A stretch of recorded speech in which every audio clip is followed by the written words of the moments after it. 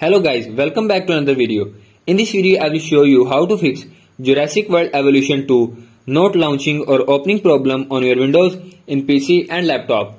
So to fix this issue, follow every step as I am showing in this video, and do not forget to subscribe this channel and also press the bell icon for the latest upcoming videos. Hope so this will fix your problem and help you a lot.